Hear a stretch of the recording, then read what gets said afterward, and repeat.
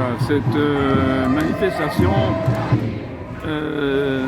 contraste avec la profonde indifférence et plutôt la complicité de l'establishment en Belgique, des partis, avec les massacres qui se déroulent non seulement en Palestine, mais aussi au Kivu. Pour vous donner une idée, la situation au Kivu, elle est facile à décrypter. Kagame a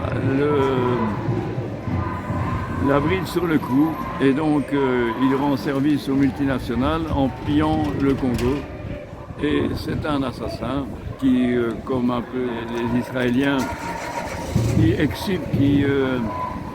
se base sur le fait que leur peuple a été victime d'un holocauste. Et Kagame bénéficie d'une certaine impunité parce qu'effectivement les Tutsis ont subi un génocide. Et donc l'indifférence de la Belgique officielle en dit long. Et par exemple, il y a 6 mois, la communauté européenne qui s'est préoccupée un peu tardivement de la situation au Kivu a renvoyé dos à dos Kagame et Tshisekedi, ce qui veut dire qu'ils approuvaient, qu'ils étaient complices des massacres perpétrés par le M23. On est là, même si le monde ne veut pas, nous on est là.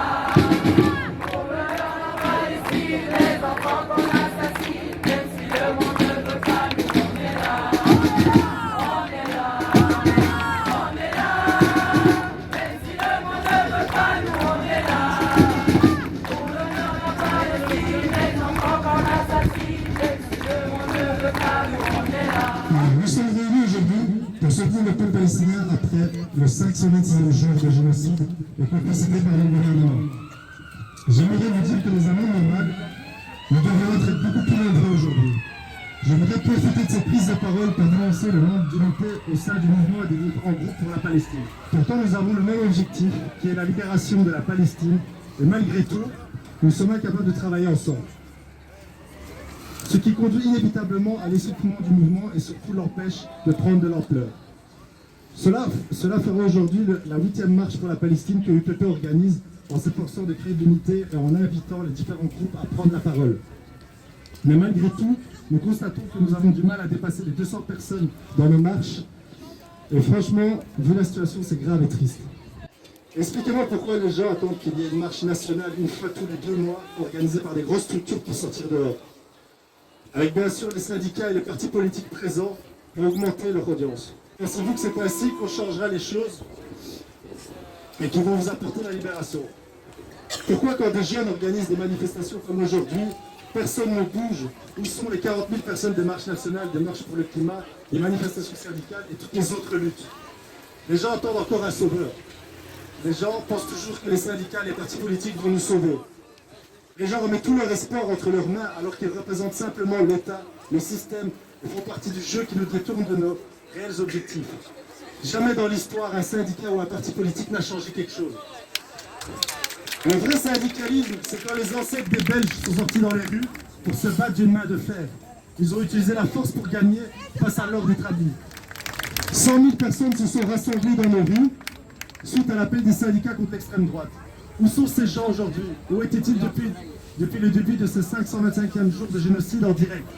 On ne se soulève pas pour des enfants qui meurent sous des bombes en Palestine et entre les machettes au Congo soutenus par nos gouvernements, mais on se soulève contre 2-3 branquignoles nommés Barbouché Théo qui s'amusent à jouer avec nos émotions et bien sûr on tombe dans le piège.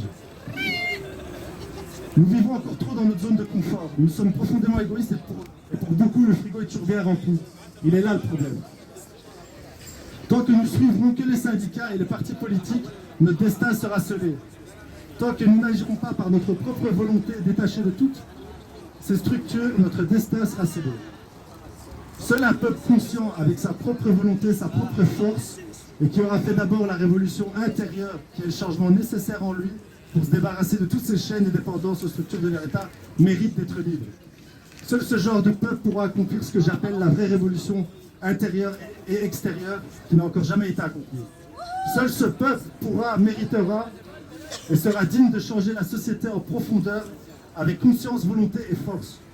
Dans nos rues, nos ancêtres, nous, femmes et hommes, avons construit ce pays et une chose est sûre, ce pays est le nôtre et il est dans notre devoir de le libérer malgré nos différences. La Palestine nous a initiés, la Palestine nous a préparés à ne plus se soumettre face à l'injustice, mais à la combattre avec ardeur. Je remercie ce peuple qui, par sa force et sa résilience, nous a inspirés à accompagner sa lutte ici chez nous et nous a permis de ne plus rester silencieux, tête baissée, face à la douleur du monde et à la nôtre également. C'est grâce à la force de la Palestine qu'aujourd'hui, nous nous organisons, nous prenons la parole et affrontons nos peurs au nom d'une cause des plus nobles. Merci à toi, Philistine. Merci à vous et que Dieu vous bénisse. Amen.